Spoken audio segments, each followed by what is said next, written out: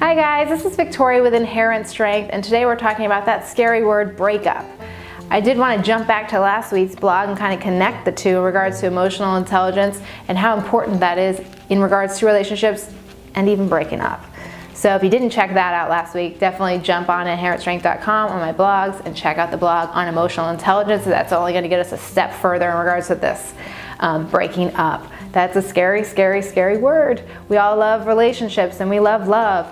But when it ends, not always toxic, sometimes it is, but sometimes it just ends. We've spent years with somebody maybe and we're realizing we're not great fits for each other. How do we successfully break up? And do we even need to? With technology and social media these days, with ghosting, submarining, orbiting, all these terms I'm learning about more and more. The more and more I work with young adults and kind of involve myself more in social media, I see all of these ways that we're enabling maybe relationships that aren't the best for us to continue. And also really leaves us wondering, and kind of anxiety comes from that unknown. And that's what a lot of relationships do to us these days, is just an unknown.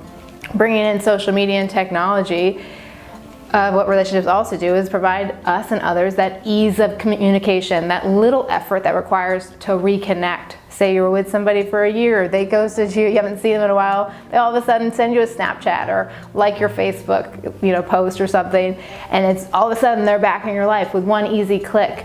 What little effort it takes someone to kind of revolve themselves back into your lives, get back into your brain and your mind and maybe your heart. We're unsure of how much is behind it on the other side. So that's maybe a difficulty we have in kind of really reading between the lines on social media. So definitely, in my blog this week on inherentstrength.com, I go over some of the ways that social media is maybe negatively affecting our ability to be able to move on. Now the topic again of this is breakups. Although scary, it's required unless we're in a relationship for very, very long term. The goal of relationships in general, for the most part, is to get to those longer term relationships. Once we identify that maybe the relationship we're in isn't that, even if it's not the worst relationship or very toxic, it's just not something we want. So we decide that, we need to make the next step. But how do we do that?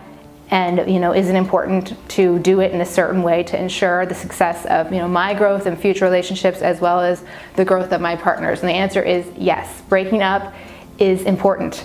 The end is a beginning. It has the ability to provide us with closure, with ourselves being able to provide others with kind of what's worked, what hasn't worked in this relationship, for them to be able to reflect and maybe not bring some of those negative behaviors into their next relationship, as well as allows us to kind of get feedback on ourselves and providing some closure in regards to where we're going to go from here. Now, today's age, not many people are into blocking. Everybody's friends with everybody everywhere. You break up with somebody, yet you see their posts, and you're probably still liking them and they're still liking yours. That's great, and I hope we can all be friends, but let's be real, it's difficult. I tell a lot of my friends, block.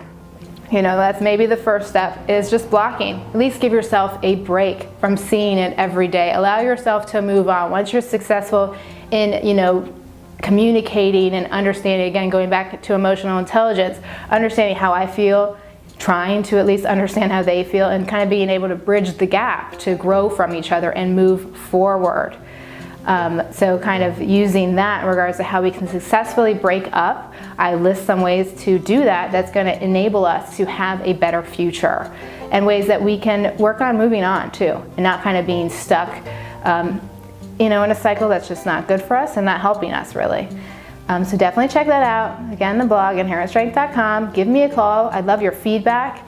Anything else you want me to talk about a little bit further, my number is 727-744-8732. Give this video a thumbs up. And don't forget, we all have the ability to reach our goals. So together, let's develop those inherent strengths. Thanks so much, guys. Have a great day. Bye.